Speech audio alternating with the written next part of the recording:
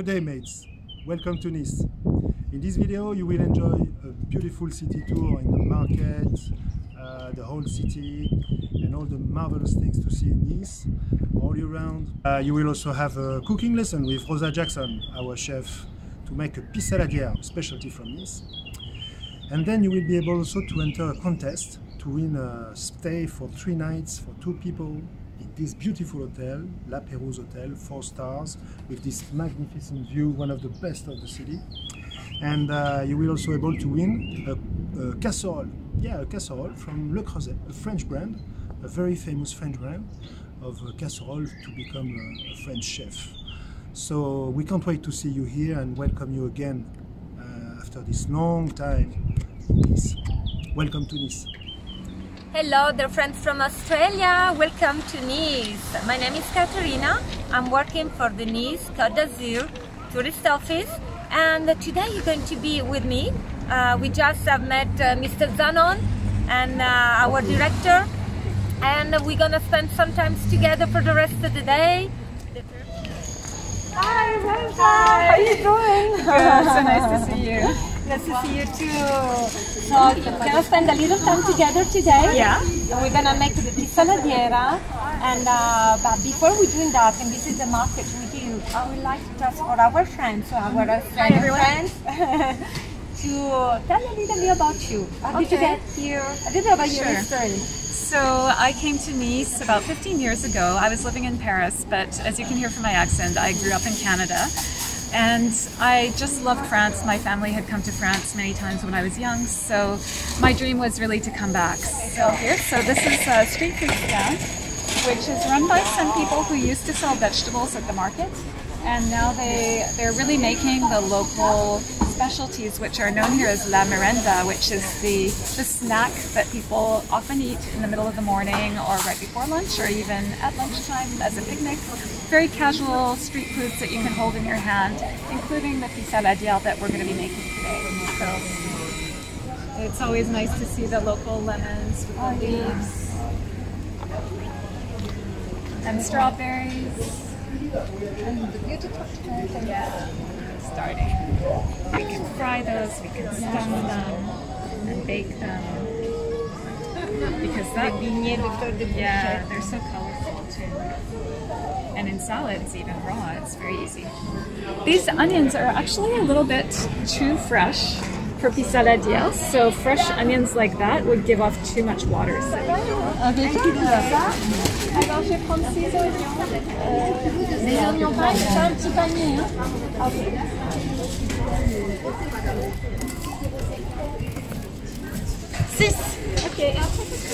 So here there's some local olive oil as well. You can see which olive mill they went to make it, and the date, which is important, so you know how fresh it is.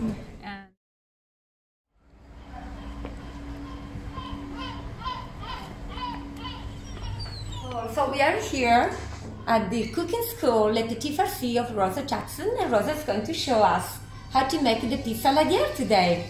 So pisse saladière is one of the most popular snacks in Nice. It can be a snack with a drink, or it can be part of a meal. And it's basically an olive oil flatbread with caramelized onions and olives and anchovies. And so anchovies are a traditional part of it. However, it's okay to make it without the anchovies. Some people don't like it. You can put the olives for the saltiness, but to be really authentic, it has to have the anchovies. So the bread dough is enriched with olive oil. I use an egg, not everybody does. That's a question of personal choice. And the egg actually makes it lighter.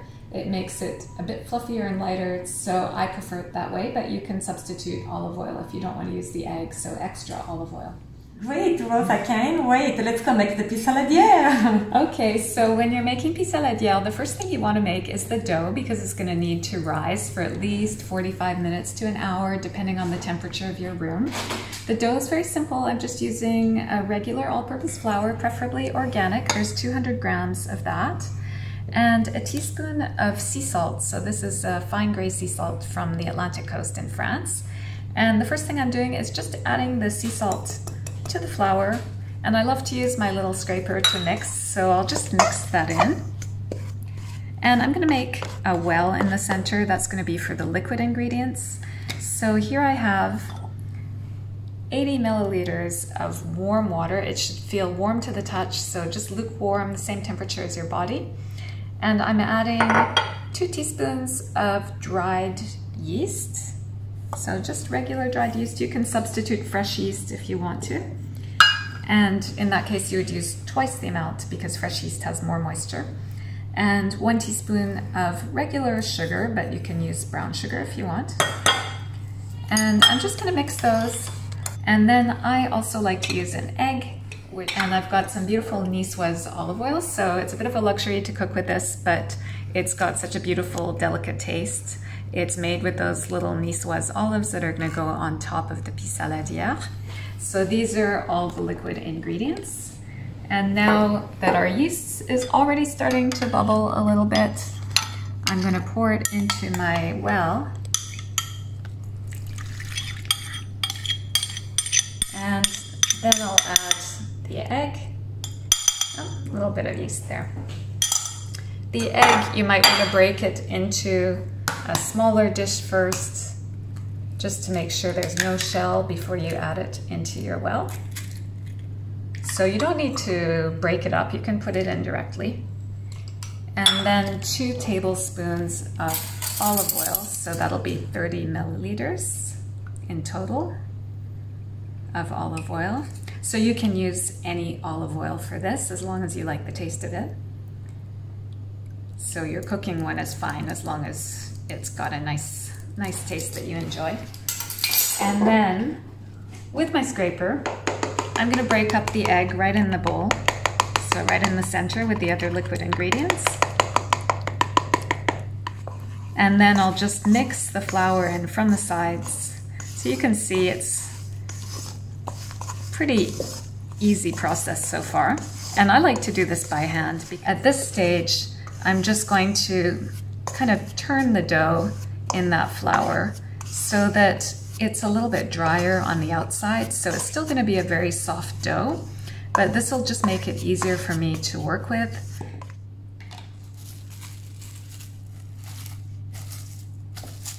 To make a pissaladière, you'll need about 5 or 6 medium onions. I would go with 6 because they do shrink down a lot when you cook them. And I just cut them in half so you can see the root end is still on. It just makes it easier to slice after. So since I'm right-handed, I'm gonna put the root on the left, hold my hands in such a way that I can't cut the tips of my fingers off. I'm just warming up the pan before I start cooking the onions. So I've got the pan on medium heat, and I'm going to add 2 tablespoons of olive oil. No need to measure that with a spoon, it doesn't have to be precise. And just let that oil warm up before you add the onions, but it's important not to have the oil too hot or smoking because we don't want the onions to brown as soon as they touch the oil. That's really important. So just warm it up, but no need to get it too hot because this cooking of the onions is going to be a very slow process and we don't want to rush it by browning the onions too soon. So I'm putting in the onions. There's no sizzling sound, that's fine. And the most important thing to add right after the onions is the salt. So this is a coarse sea salt. I've got a teaspoon of it here. And it's coarse because I'm slow cooking the onions, so it's got lots of time to dissolve as they cook. I see a little piece of skin, so I'll take that out. And the other things you can add at the beginning are the thyme. So this is some thyme leaves, about half a teaspoon. You can use fresh thyme if you have some in your garden. We like to use the wild thyme from the mountains here. And this is the bay leaf. So we love bay leaves. In the south of France, we use them all the time with slow cooked dishes. And now I can just hear a little bit of sizzling. I'm gonna break up the onions, and the salt is gonna help the juices to come out of the onions so that they don't brown too fast, and that's really important. We want the onions to cook with their own moisture. And in a few minutes, you'll see them start to soften. You're not looking for something completely dark. It's gonna cook still more in the oven. So for me, they're really almost done now. And at this stage, this is when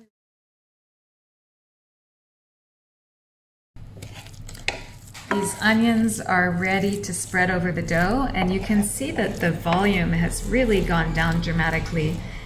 Okay, so now I'm going to knead the dough because it's mixed. It's a nice ball, but it's not really smooth yet. So I want to see it really silky and elastic, and I need to work the gluten that's in the flour, which is the protein, to really give it a nice bouncy texture. To do that, I'm still going to do it by hand, so no machine. I'm starting by putting some olive oil on my work surface, which I'm going to spread out with my hand. And that way my hand also has some oil on it, so that when I work the dough, it's not going to stick to my hand.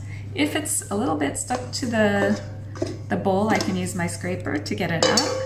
And I'll just coat it with oil, and you can see it's a really soft dough. And the reason I like to keep it soft like that is that the more moisture is in your dough, the better the texture will be once it's cooked. So if your dough feels dry and stiff now, it's going to be dry when it's cooked. So now this is my kneading method. It's a little surprising. So I pick it up, I slam it down, and you can see as I do that, it stretches the dough.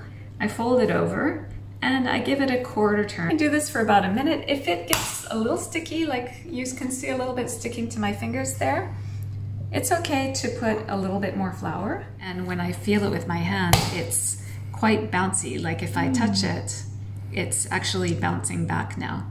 It should really feel silky and smooth. It should look smooth. There's no different colors in there. It's all an even color now.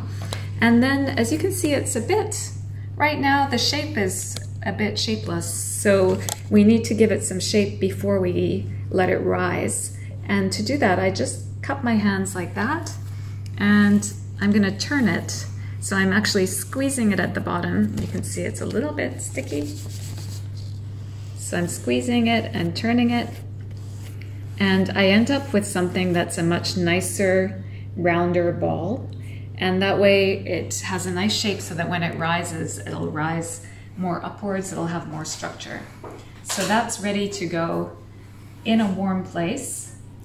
So hopefully when you started, all your ingredients were warmer at room temperature, including the egg, so that it'll rise relatively quickly. So between 45 minutes and an hour should be enough.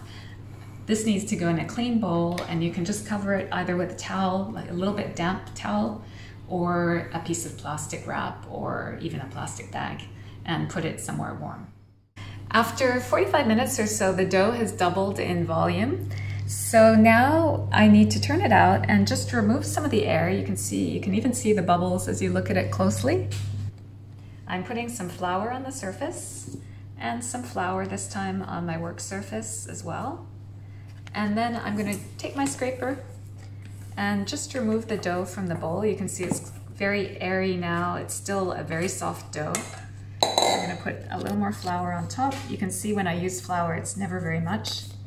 And then just press the air, and you can see how nice this dough is. But see, I'm being very, very gentle. I'm not what they call punching down the dough. I would not punch the dough at this stage.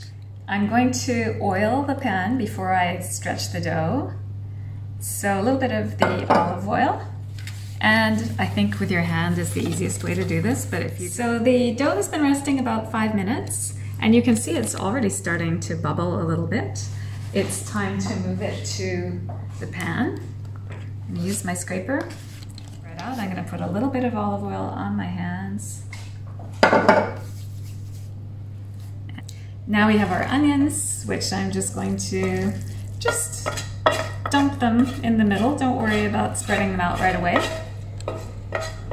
And then you can take either a spatula or a flat wooden spoon like I am, and just spread them all the way to the edge, all the way around. And don't be surprised if it doesn't seem like you have a ton of onion. That's normal at this stage.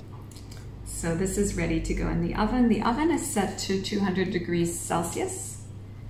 And you can use, of course, I said I'm using the Soka pan today, but a pizza pan works very well. Or you can even do freeform on a baking sheet. So don't worry about not having this pan. The oven is preheated, so it's already very hot.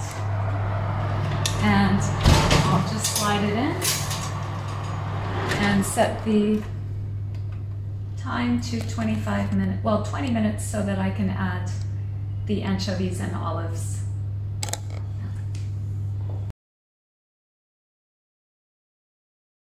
So now it's had 25 minutes in the oven, and I think that the crust looks really nice. The top also looks browned without being too browned either, not burnt. And I'm going to take it out of the oven. And the very last thing that I'll do is just drizzle a little bit of olive oil on the surface. It just makes it look shiny, but also it's not just for looks. The taste of the olive oil will add something at this stage. Are you ready to walk with me and visit the Castle Hill Botanical Park? It's one of the major parks and the best one in the old town. It's a gathering place. Come to see and be prepared. It's a little physical challenge for you today. And here really you find the roots of the Niçoise history. In fact, here you see some of the rest of the old town which was set down here as a first place. There we are in the famous Promenade des Anglais, very well worldwide. It's the most beautiful place you can find in the south of France. 7 kilometers from the port to the airport, 7 kilometers of sun, beaches, people, fun, really the place to be. And there we are in the Place Rossetti with the Santa Reparata Cathedral Church, which is a real jewel of the Baroque style, Roman style. And you will see also the beautiful little homes with colorful and large windows like the usual Niçoise style. But when you will come to Nice and you're looking for a real Niçoise restaurant, make sure you see the label, Cuisine Niçoise. And when you see this label, you know that the restaurant is certified, and for sure you can know. And there we are in the beautiful Place Garibaldi. And how you can see here, there are beautiful frescoes, and it's an Italian style plaza. There we are on the port of Nice. And what you see here are the small, beautiful pointures. Those are the very great little boat, maybe to have a ride on the bay and get from Nice to Villefranche or Saint-Jean-Cap-Ferrat and discover other places around the coast.